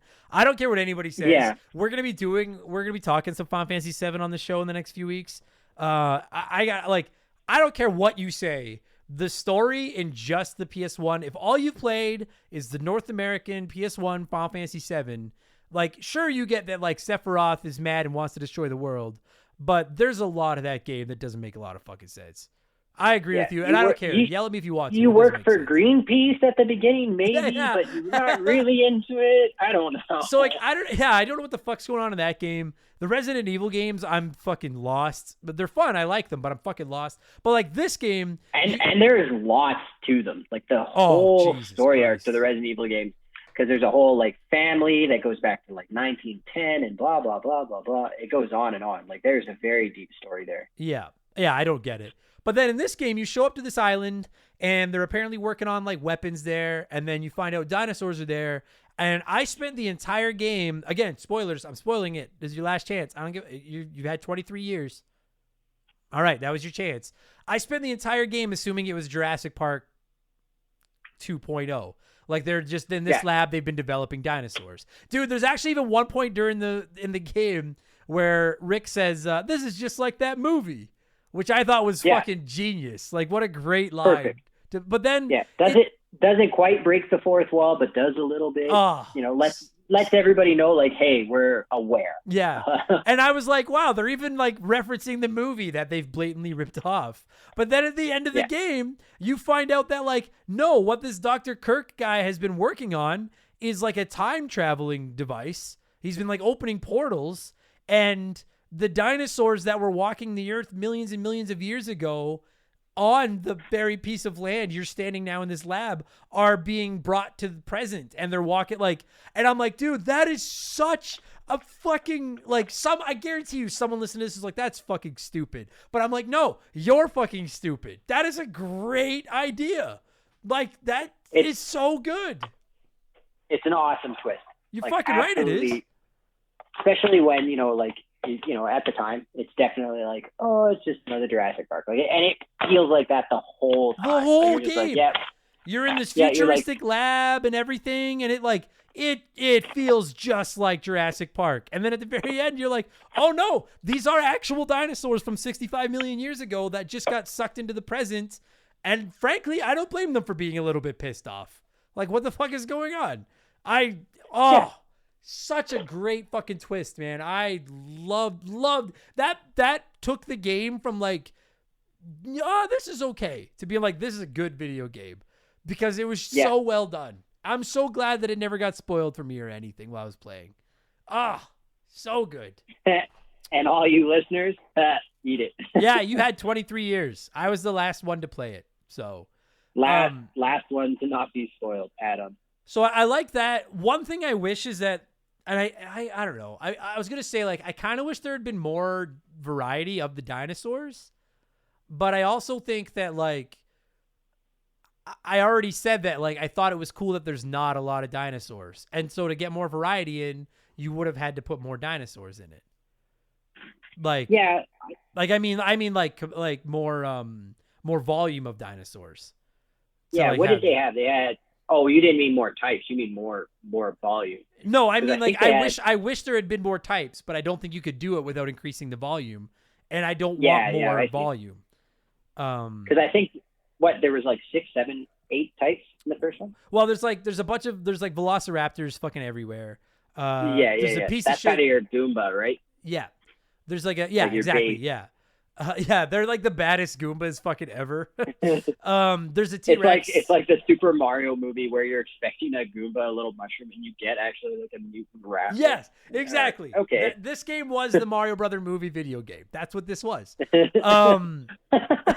It's actually incredible how much of that actually works. Holy shit. That's awesome. But there's the fucking raptors. There's the T-Rex. I hate that guy. There's like those really little tiny shit disturbing dinosaurs that like hunt in packs. Oh, Compto something or others. They're like, I call them compies because they're in Ark as well. Oh, okay. We just call them compies. It's like Compos Ginosaurus or something. It's some. That's their names suck. I like them, but they never really bother you. Like they just like I think you only see them once, and they're like eating a corpse. And if you wait around too long, they start chasing you. But I don't think they ever hurt me. I remember in the time trial mode that they were like, because every dinosaur in the time trial mode that you kill, you get more time to finish the trial. Oh, and they were like, that's cool. They were easy kills to get like a couple extra seconds. Sure. And then there's like another kind of like, it kind of looks like a raptor, but it's bigger and meaner, that starts showing up near the end of the game. But like, like, I don't know, like, oh yeah. And then there's pterodactyls too. Which by the way, I fucking hate them too. Sons of bitches. So I guess like, I don't know, it would have been cool to see like, I don't like. Oh fuck! Please don't yell at me, everybody. If you're like, oh, that's just made up for Jurassic Park, because I don't know a lot about dinosaurs. But like, remember in Jurassic Park there were those spitter things with like the fans that came out of the side of their heads, like the ones that ate Newman. Yeah. I would have liked to see like some dinosaurs like that, but whatever. It's not a big deal, and I don't even know if that's a real dinosaur or not. I think they're in the second one. Oh, okay. Well, then I gotta play the second one now. You're really hyping this, and the bar is high. The second one. The second one was the first one, but better. Well, that's like right. I thought the second one. Yeah, like it just did everything better. Okay, so now on that note, I want to ask you then. My other gripe with this game is I love a good puzzle. I like puzzle games. I know everyone listening to this thinks I'm an idiot, and I am, but I like puzzles. I'm good at puzzle games. I love that kind of stuff. There's a couple puzzles in this game that are like, how the fuck, like, holy fuck. There's some beasts. Like, does that continue? Because there's some puzzles in this game that are borderline ridiculous, quite frankly. And I have one in mind. Yeah. I have one in mind in particular. But are they better? I'd say they continue being like difficult. Okay. See, like the thing is, like I don't mind a good puzzle where they're like, oh, like dude, okay, so like early on in this game, you have to find like a card. Then you have to get an employee's fingerprints, and then you have to go to a computer and reprogram that card with the dead employee's fingerprints and his ID number so that you have a card that works for him so you can get onto the lab. Do you know what I'm talking about? Yeah. I'm down with that. That makes sense. That's fine. There's a part near the end of this fucking game where you're trying to assemble the two parts of his like machine, whatever the fuck they're called. I don't remember what they're fucking called now. And I think it's a translation error too. But you go into this one area. They were like time gates, something gates. Like what were his machines called? I don't remember. There's like a conductor and something else, I think. A stabilizer, and the initializer. Stabilizer and initializer. Those are the two things. But there's a part where you solve a puzzle, and to solve this puzzle, you have to find a void. And I solved this one without looking it up. Okay, but I had to look up the second part. You have to push a shelf that doesn't lend itself to letting you know you have to push it. The only reason I knew to push it was because at that point I had figured out you can push pretty well every shelf in this game to find equipment. So you push this shelf. Behind this shelf is a voice recording. Listen to the voice recording, and at the end of the voice recording, it goes like beep, boop, beep, bop, boop. Then you have to go to the keyboard and figure out what combination of numbers that are all set to different tones you can enter to make that keyboard play the beep, boop, beep, bop, boop to unlock a thing. So I did that. But then I get to a later puzzle where it's telling me to put a 0 in front of the two numbers I used to get this part to get another part. And I'm like, what the fuck are you talking about? So finally I looked it up because I'm stuck. It turns out I was actually supposed to write down the numbers that I used for beep, boop, beep, boop, boop, so that I could split them in half, put a 0 behind each one, and then enter them to get two parts for the stabilizer and initializer. And that was the part where I was like, what the fuck are you talking about? Like... That's when Adam realized that Japanese kids are always going to be smarter than always going to be smarter than me. And I'm telling you, I didn't write it down, but there was a translation error on the note that told you to do that. But that was the puzzle. Because I still have it. I'm literally holding it in my hand right now, Tyler. The piece of paper that I used for this game, because there's tons of parts where like you play, like, do you remember that old game Simon where it had like the red, blue, yellow colors? Yeah. And it would like the combination would get longer and you had to remember what colors to go. This game's Simon Says, yeah. Yeah, I love that game. There's a ton of puzzles. There's a ton of puzzles in this game where they'll show you different like A through F letters, and then you have to enter like a 7 or 8 letter like code. And I was like, I'm never going to remember all these. Like, I'm just going to write them down as I'm playing. So I got into the habit of writing those down, writing down ID numbers. Because this game, dude, that's another thing. Sorry, I know I'm talking a lot. I'm amped up. I've been waiting to do this for like 3 weeks. I'm fucking amped up. There's a lot of, like, in a lot of games when you find data and notes, it saves it somewhere in like a log for you. Like a lot of the Resident Evils do. This game doesn't do that. Which was very frustrating. Frustrating, man. 99.9% that 14-year-old me definitely printed off with my dad's paper and printer ink, which was expensive back then. Yes. I printed off like a 200-page walkthrough for this game. Oh, buddy. Like you had to like, because like it would tell you like a 5-digit, remember I mentioned the puzzle where you have to take the dead scientist's fingerprints and an empty ID card, go to a computer, enter his fingerprints, rewrite the ID card. Then it asks you for the ID number associated with those fingerprints. And you will have found it somewhere. It's a 5-digit number, but like it doesn't let you keep it anywhere in your records. So you either have to write it down or remember that 5-digit number. So like if you've never played this game, I implore you, if you're not going to use a walkthrough, keep a notepad handy to write shit down and write down every fucking number it gives you, because you're probably going to fucking need it at some point. Yeah. And even doing all that, I still got fucked by that. Beep, boop, beep, boop, boop. Oh, fuck, that made me angry. Like, what a fucking obnoxious fucking puzzle. God damn it. Ah, fuck. And that's why Adam keeps coming back to these types of games. I love them though, but like that's the thing is like that sense of accomplishment when you solve it. Oh yeah, it's so good, buddy. Yeah. And then do you remember too? There's like the other puzzles where it's like you have to move sea cans with a crane to like open up a path to get through like an area. I forgot about those guys. And like that was so frustrating. It was so frustrating because like if you've never played it, imagine there's like imagine like a 4x3 grid on the floor, and there like so that's 12 spaces. Say there's like 8 sea cans. 8 big containers in these 12 spots, and you work a crane and you have to move these cans to open up a path to get through. But the problem is you can't just pick up each can and put it down wherever you want. You get the ability to move 2 to the left, 2 up, 1 to the right, 1 down, and you can use those in any combination that you want, but that's all you can do. And it's like I don't know how to it's like doing an Rubik's cube. It is. Yeah, you can randomly try combinations and you'll get it. But when you figure out how to move the blocks on an Rubik's Cube, how to move the colors, like it becomes really simple. Yes. This is just like that. Like the initial figuring out that stupid puzzle and like way to chalk up a traumatic memory, because that comes to mind instantly. I am not mixing 2 and 1 up for that stupid puzzle. It was like you literally have to you have to play like your 2 left, then play your 1 right to be able to move 1 left. Like you can't just move 1 left. You've got to move 2 right, then come back to the left once. And yeah, like I was doing it on stream in front of people, and I was like, I don't want to look stupid, but I'm starting to feel really fucking stupid because there's got to be an easy way to fucking do this. But then eventually it works out and you fucking get it. You just got to start asking your stream for help. No, I hate that. I'm like so staunchly against getting help. But like there were I watch this one streamer, and that's what he always does. He's so terrible at games, and I watch him because it makes me feel great. Is it DSP? No, it's you. Oh, it's no. Oh, you piece of shit! Fuck you! I was gonna say I know where you live, but I don't. You moved. I don't know where you are now. I gotta just take. No, it's Aqua FPS. Oh, okay. He does like survival games. Oh, okay. But like rest and stuff. But like I'm like that. Like I hate like when we go to escape rooms, I'm the last one that wants to ask for a hint. But then at the same time, you're just like there like when I looked up that fucking that number solution, which was the only 2 things I had to look up playing this game were how the fuck to use that computer, and it turned out I just had to stand 3 fucking inches to the left and I could have used it. And then that 1 number puzzle. And other than that, I figured it all out on my own. I was pretty proud of that.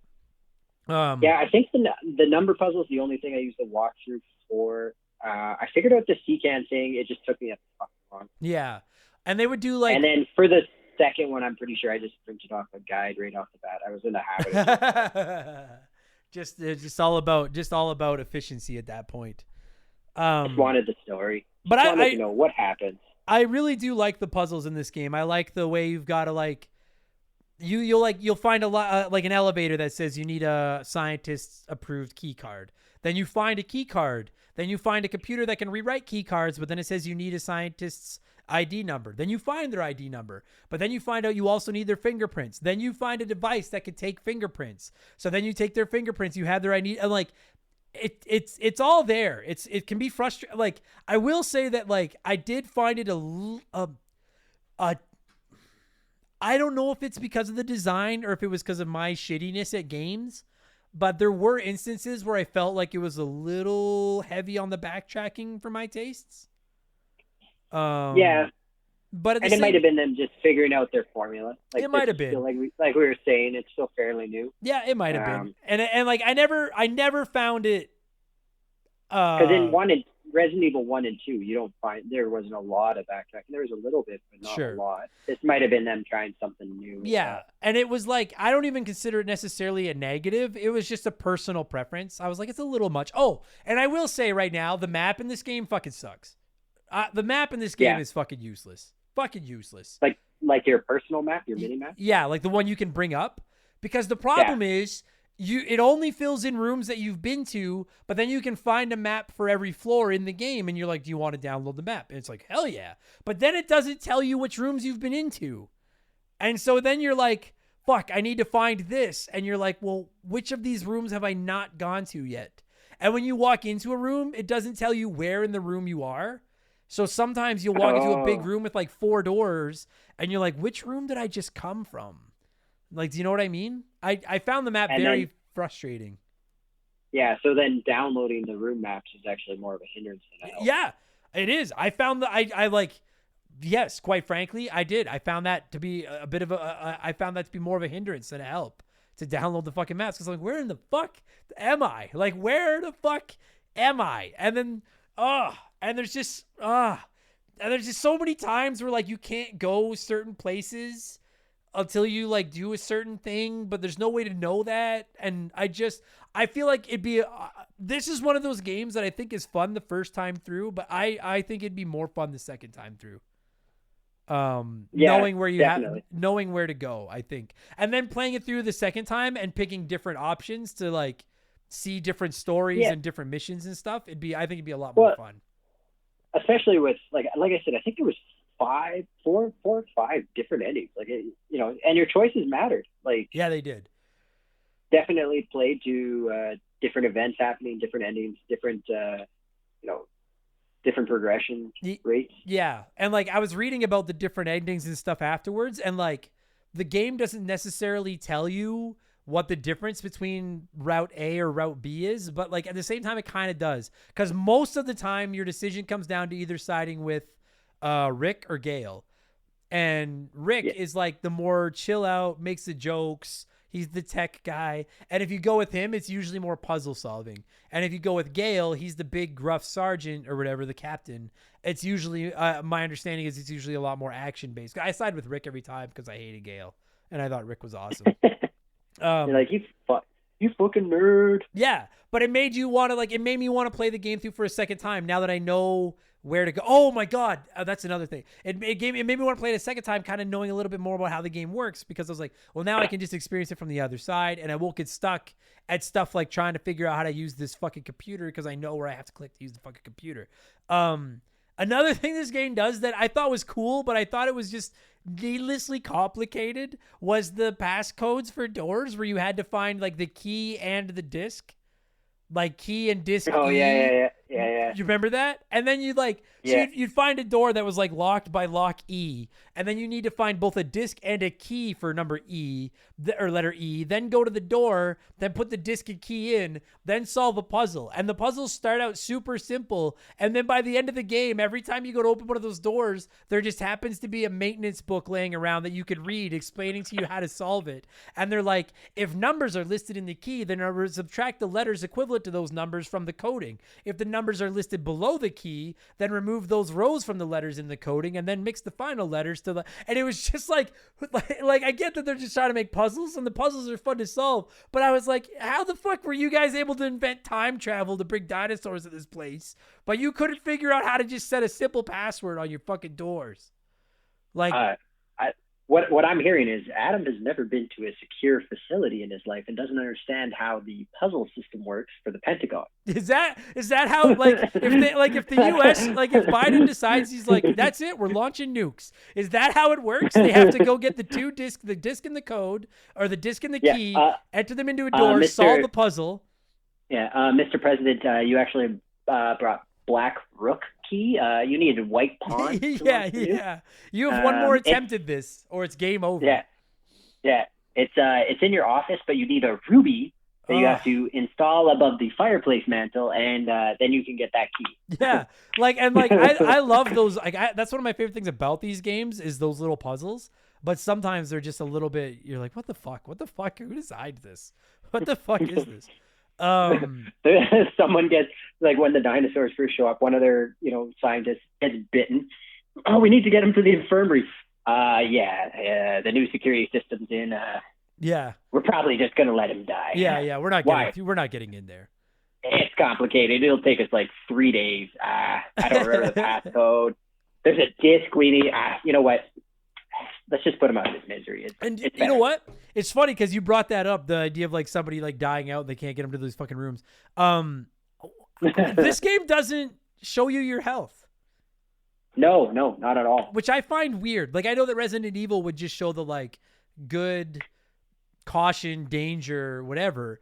But like this game does nothing. They had your heartbeat, right? Like Resident Evil had your little heartbeat, so you could tell. They did the, green, you're all right, and then yellow, and then red, better eat that plant. Yeah. Whereas like this game, like they would give me health kits, and I thought that it was cool the way that you could get like the resuscitation kits that would bring you back if you died and let you just try again. And you could get like stim packs that would just stop bleeding, but wouldn't actually bring you any health back. And you could get all these amplifiers to mix with your items to like increase their potency and stuff like that. And I thought all that was really cool. But I was like, I'm the type of person that, as I've talked about many times, I am the cheapest motherfucker in the world when it comes to items. I don't use an item until I absolutely have to. And I probably died a half a dozen times because I was like, well, I've got one health kit.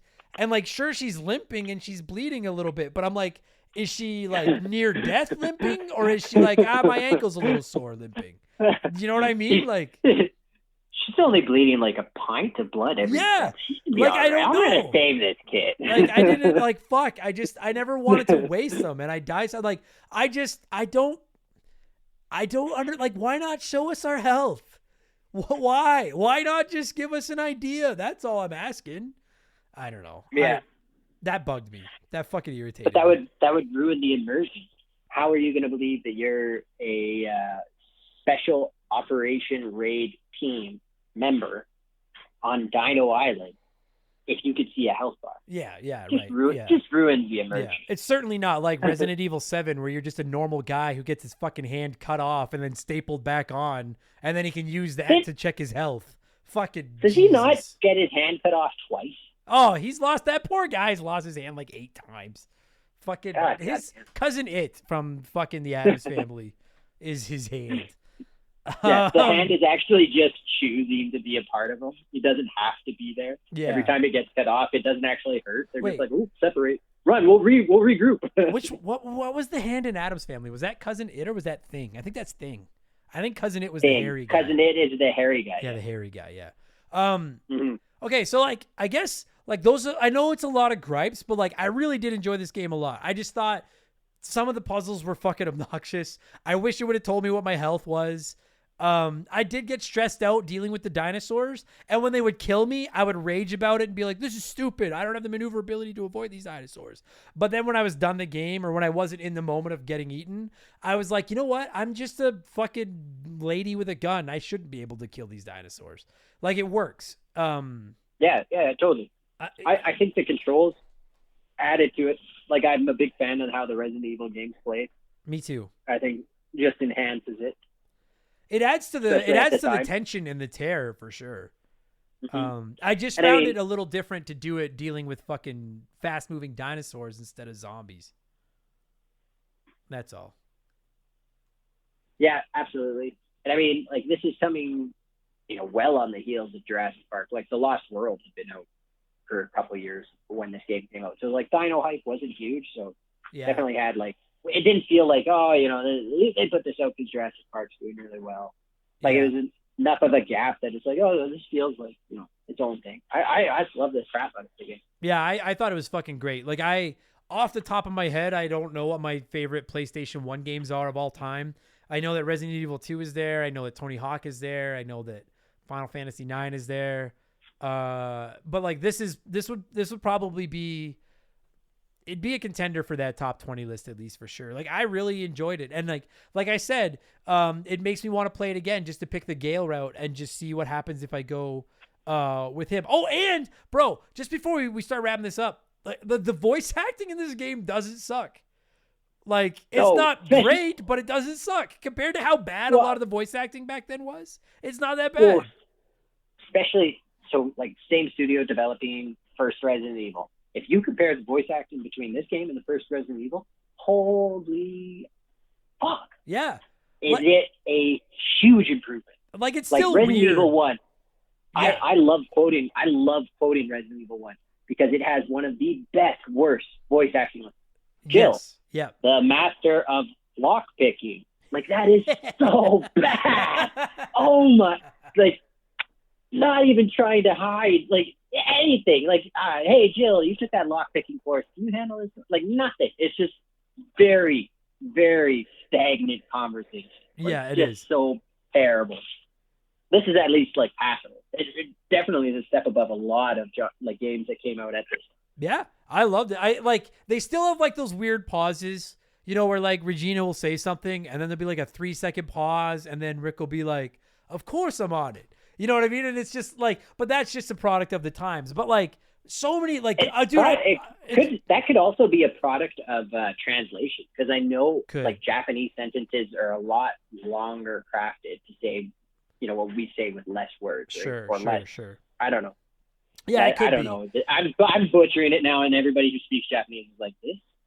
I can't even think of that. Anyone intelligent enough to fucking be fluent in both English and Japanese is not listening to this fucking podcast. No offense to all of you listening to this, but we all listen. I know my demographic. You all know we all know what this is. Let's all put our cards on the fucking table here. But no, half your listenership just unsubscribed. Like, I'm always talking about how, like, I'm worried that someday the bloom is gonna come off this rose. I just did it. That's it. It's over. Domo arigato, Adam-san. Fuck you, bud. But no, the voice acting is, like, surprisingly good. I think Rick is my favorite character in this game. The guy that was like, oh my god, this is just like that movie. I think Rick's fucking hilarious.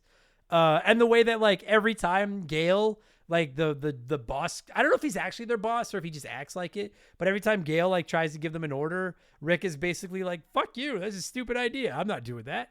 I fucking love that guy. I know I've complained about some of the parts of this game, but, like, this was a great fucking video game. I get why so many people voted. It ran away with our Patreon poll, and now I understand why. This game's fucking excellent. And like I said, personally, I put it ahead of Resident Evil 1 and 3 on the PS1. Whoa! I think it's great. Oh, okay. Yeah. Resident Evil 3 is not that. I don't like Resident Evil 3 very much. I really liked 3, but I liked 2 better. Two is the crown jewel. Yeah. Yeah. But now you got to play Dino Crisis 2 to find out what's up with Tom. Oh man, definitely play it.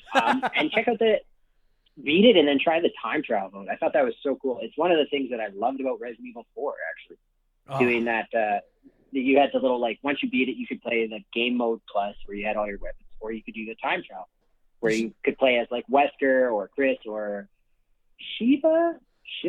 What was the female protagonist's name? Shiva? Yeah, I don't remember. But I was going to say you should love everything about Resident Evil 4. I fucking love that fucking game. I want to know what the time travel mode, very similar. Like, shoot a zombie in the head in Resident Evil 4, get 10 more seconds. Shoot a dino down, you get 10 more seconds. But it's a course. You could complete it. That was the big difference, I think. I'm just looking at the franchise on Wikipedia. Like, where the fuck is this series? Like, there hasn't been a new Resident. I think there was a Resident Evil or Dino. Like Dino Crisis is what I meant to say. I think there was a third one on the Xbox, but 2003. I don't remember. Yeah, I don't think it was good. I don't remember playing it very much. I also, like, that was my graduating year, so I think I was doing other things. No, it got bad reviews, but still, though, like, this is a fucking really cool like, I mean, I've turned into a pretty big Resident Evil fan, and I'm not going to sit here after playing one Dino Crisis game and say they're better than Resident Evil, but, like, they're on that level. And I'm like, bro, like, Resident Evil 7 and Resident Evil 8 are both fucking awesome. And, like, the idea of a game just like that, first person and all that, but Dino Crisis sounds fucking excellent. Where the fuck is this, like... God, it drives me crazy when fucking game developers like Capcom and everything Konami has ever fucking owned and Nintendo and all these companies come up with these great fucking franchises and then don't do anything with them. And maybe it's because the sales aren't there. I get that they're not going to make these games just for goodwill. They have to make them profitable. But, like, Oh, where the fuck is Dino Crisis? Even if just re-release the two of them as like a package or something. Like, do something. Or give us a or Resident even Evil reboot. 2 remake version of Dino Crisis. Yeah, or even reboot the series. I mean, we've had the spoiler that it's time travel, but everybody who's going to be replaying these or playing a new one, reboot the series. The first one introduces the time travel mechanic, basically put Dino Crisis 1 and 2 into one game, introduces the time travel mechanic, your special whatever team of misfits. They're like your whatever it's called. I forget. I'm just thinking stars. But, the squad stars. Special forces team. Yeah, whatever. Your special forces team. Introduce your special forces team. Everything like that. Establish the world. Condense both first and second game into one. And then come up with a second game where you travel back in time, where you actually like pop off in the, through one of the portals. Yeah, like I'm shocked. Like I'm on there. So again, it's Wikipedia, so take it with a grain of salt. But it says here in March 2017, Capcom's Masachika Kawada said he was not aware of any internal plans to revive the series despite it being a good prospect for remasters or remakes. In December, the official Twitter account for Capcom's lead development team responded to a fan asking if a new Dino Crisis title will be released soon by saying, if a lot of people wish. So if you could all listen, we all know, anyone that's been listening to this podcast for any length of time, we have willed several games into existence over the years. I don't care what you say. That Mario Strikers game that's coming this year, that's on us. We fucking made that happen. New Ninja Turtles game, we did that. Shredder's Revenge belongs to us. So I think we can make a Dino Crisis happen if we try hard enough. And I'm fully aware of the like new dinosaur fighting game that they announced a little while ago. And it looks neat, but it's not Dino Crisis. And I've only played one of these. And I just liked it so much that I'm like, why is this just dead on the vine? This was, wow, what a good fucking video game, man. It was so much fun. And it's low-hanging fruit. I mean, there's lots of people, like, when you turn 3, every little boy has an identity crisis where they're either a truck guy, a Transformers guy, or a dinosaur guy. Sure. Like that. Sure. It just resonates. Dude, a third of your population is going to be into the game. Yeah, dinosaurs are fucking like, I haven't played very much of them, but like the Turok games fucking suck. And they sold because they're dinosaurs. And oh, I'm going to take shit for that. But I stand by that. I think Turok fucking sucks. But like dinosaurs sell. I don't know. Give us a new Dino Crisis. Anyways. Yeah. I mean, I believe more likely that the capital of Saskatchewan is able to take down a dinosaur with a grenade launcher than, I guess that guy's name was Turok, than Turok with his freaking bow and arrow. Dude, yeah. If you've never been to the city of Regina, not Regina, Regina. If you've never been to the city of Regina, they would fuck some dinosaurs out. Shout out to anyone listening to the show from fucking Regina. I see you. I'm scared of you. You guys don't fuck around. How the fuck are we gonna score this thing? There's only 3 characters. I'm just looking for like a fucking number of some kind to fucking score this thing. Out of I got million. One. I was going to say dinosaurs were around 65 million years ago. Yeah, okay. We just came to the same conclusion. Yes, fucking right. I love it. So out of 65 million, what would you score the original Dino Crisis? 63 million. Whoa, out of 65 million, right? That objective, like 63 million in its literal form, is the highest score a game has ever gotten on this podcast. 63 million. That's the score of Dino Crisis. Yeah. Do you want to explain that score, or you just like it? I liked it. I'm taking basically a point, which is a million years. Yeah. Off for the camera thing, because they did have 3D. They did have 3D rendered backgrounds. They could have moved the camera. Like with Resident Evil games, I wouldn't, and like Parasite Eve, I wouldn't ding them for that because it was a 2D background. It was a pre-rendered 2D background. You can't actually move the camera because you basically have a flat picture with a 3D object moving in front of it to create like an illusion. This game, they could have moved the camera. You don't have that same constraint. That pisses me off. Back in the day when I played it, I wouldn't have known that. It would have been like, 10 out of 10, would play again. And then the other thing I'm taking a point off, there weren't enough weapons. I'm thinking back, and I think I am wrong. I'm mixing up 1 and 2, and I'm pretty sure there were only like 5 weapons. Yeah, there's not a lot of weapons. It's definitely more of a puzzle game than it is a combat game, without question. Yeah. I would have liked to see more weapons. The puzzles were great. I loved how hard the puzzles were. I remember, I distinctly remember and this is like, to put it in context, it's, 2022, and I played this in 1999, and I remember that stupid C-can puzzle, like, vividly. That's how infuriated I also remember that stupid tone puzzle, but I'm pretty sure I looked that up. Yeah, that tone puzzle. I was so proud of myself for solving that, only to then later find out that I only half solved it anyways, because I should have wrote the fucking numbers down. Fuck off. Yeah, I'll probably go around like 60 million. Like, I'd give it like an 8 out of 10. Like, it's 60 million. It's a good game. I found some of those puzzles fucking obnoxious. And frankly, I just got a little bit pissed off sometimes when I died. Whether that's the game's fault or mine is up for debate. But like, I really enjoyed it. And I gotta say, that fucking final explanation of why the dinosaurs were there, like, I was like, I just like, I wanted to set the controller down and just be like, bravo. Yeah, and like, that was well written. Jesus fuck. Yeah. And to put it in context, like, there's been shows and stuff since Jurassic Park's come out where that's been a twist, like Terra Nova, a bunch of failed stuff. So that like trope has been out, probably for the last 15 years or something. Sure. Maybe not even that long, like the last decade. That wasn't, as far as I know, that wasn't like a thing in 1999. Like, no, the big thing was cloning dinosaurs. I thought it was so clever, because that whole game, they make you think the weapon they've developed is these fucking dinosaurs. And then you find out, like, no, they were working on this other thing, and the dinosaurs were just like a whoopsie doodle, which is fucking... Yeah, it was like an energy machine or something, and they're like, oops. Yeah. For open space and time. Excellent. Fucking love this game. I will sit here and put it on the record. I don't know when. I'm not going to promise a time, because the backlog from hell has reached the size of a T-Rex. But at some point, I'm going to play me some Dino Crisis 2, because I'm a fan. I like this fucking series a lot. So. I highly recommend it. It was so good. Dino Crisis 2, you'll love even more than one. Like, it's like the adage about like a red dot site versus open site. Open sites are great. Red dot site is better. Dino Crisis 1 was great.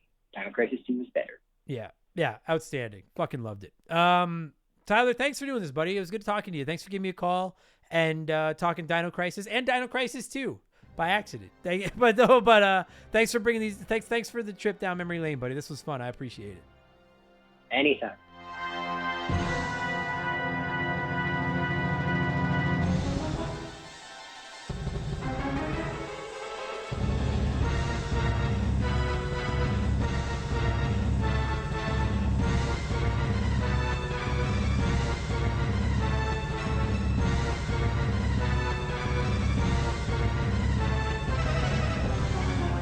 That's going to do it for this week's episode. Tyler, thank you so much for giving me a call and talking Dino Crisis. And thank you to every single one of you for listening to the show, because whether this was your first episode of Remember the Game, maybe your 193rd episode of Remember the Game, I really, really appreciate it. I hope you enjoyed it. Thank you so much for taking a chance on us. And listen, I say this 50% to brag, 50% because I'm just really fucking proud of it and grateful to all of you. Thank you for making us one of the most downloaded video game podcasts on the internet. We're charting number 3 for all video game podcasts in Canada right now, and I think we're 21st in the US, which is fucking wild, man. That is just like I'm just an idiot in his spare bedroom that spent too much time as a kid inside playing video games. And now I have a chance to talk about them with a bunch of people that like them as much as I do. So thank you all so much. I'm really, really grateful. If you didn't hate this episode, maybe leave us a good review somewhere. Give us a 5-star rating on your podcast service of choice. I'd really appreciate it. And if you're like, man, I can't get enough of that guy's horrible sounding voice, maybe consider throwing me $2 on Patreon. You give us $2 over there, you're going to get 2 additional podcasts every week, every Thursday and Friday. You also get instant access to like almost 200 bonus podcasts that are sitting there, and 5% of your Patreon pledge is going to be donated to the Stollery Children's Hospital at the end of the year, which is fucking awesome. So it's wins all around. Patreon.com/rememberthegame. And if you want to check out our merch, you can find it at rememberthegamepodcast.com, where you can also find my P.O. Box address. If you just want to shoot me a postcard or a letter or something, I'll send you one back. We'll be friends. That's really cool. And finally, I'm on Twitch pretty sporadically, usually Tuesday nights. And then other than that, just when I have time, twitch.tv/memberthegame. Not remember. Remember the game. Just come by and say hi. We'll hang out. Sometimes I play games with the community. It's lots of fun. All right? Good enough. I am going to go. Remember the very beginning of this episode, like an hour and a half ago, I told you guys I popped an extra strength Benadryl? I'm feeling no pain right now. So I'm going to go lay down for a little bit and let this Benadryl hopefully flush the grass and stuff out of my body. I'll be back tomorrow for patrons with expansion pass number 106, my spoiler-free review of Horizon Forbidden West. I'll be back with Game Patch on Friday, and I'll be back next week with a whole nother juicy smorgasbord of video game podcasts, including Remember the Game number 194, which probably, hopefully, possibly will be about the original Dragon Warrior on the NES. That's what we're shooting for anyway. Thanks so much, everybody. I'll talk to you again next time. Cheers. Goodbye. Remember the Game is brought to you by our Patreons. I could not produce all the content I churn out every week without all of your support. The following people have subscribed to us at the senior executive vice president level or higher at patreon.com/rememberthegame. So I'd like to take a moment to fuck up a bunch of their names and thank them all personally. A huge thank you to Makeshift Mallow Money, Joe Buck, Sharonic, Andre, Keegs and his stupid arrow handle, James Clark, Dave McGee, DNA Gaming, Slick Rick, Doug Dorn, Charlie Medeiros, Andrew Wright, Jordan, The Good Enough Gamer on YouTube, Fraser Burns, Lil Bunny Fufu 89, Angry Ticks, Dave Thompson, No One Cares, Brandon O'Brien, Aaron Lawson, Matt McLean, Nathan Tremblay, Morgan, Ryan Kinchin, Mike Maloney, Very Cool Dude, G9PSX, Raging Demon, Wolfgang Darren, Sam Wright, Andy Hudson, Chris Copland, Wolf Magic 21, Johnny CCDC, Titan 420, Zonko 504, Adam Fair, Russell Aldridge, Jeff Bergeron, Captain N, Game Nomad Nisi, Daniel, Tunable Power, Tom Danks, John Woodruff, Just a Fish, Noop Q, Denzalo, Holmes, Zach Shepard, Ballsack Teabagger, Chris Dickin, Matthew D'Amico, Frosty Feet 492, Chris Larkin, Austin Cook, Elijah Burns, Stephen Parnell, Dakabai, Ray San Wantongo, Zach Coiner, DBXJ, Jameer Williams, Steve Dalks, Phil McCracken, Trav H, Mizuru, David Marcus, Phil Lencher, Ruben Elizald, Eric James, Riley Turvey, Mexican Johnny, C-Spin, Thomas Smith, Nicola, Munch Makuchi, Leroy Westrich, Dark Squall, Jerry the 3D Printed Saustrich, Paul Burke, Evolva, Sean Ramos, Boston Pork Sword, Mad Max, Stud Steel Smash, Mojo the Helper Monkey, Solid Rake, Brant Hewitt, Gabe, fucking just Gabe, I'm not fucking your name up anymore, Gabe, Dan Fusselman, Aaron Mitson, Decoy Man, John Jameson, Wyatt the Surgeon, who's not actually a surgeon, Rowe, Tyler Nightmare, Dixon Cider, Dixon Cider, I just got that, Benjamin Swiller, Creature Club, Pet My Peeve Podcast, Tristan Teen the Great, and Brandon H. Thank you all so much for the support. How did I fuck that part up? Thank you so much for the support. You guys are the best. Talk to you on the next one. Purple Monkey freaking dishwasher.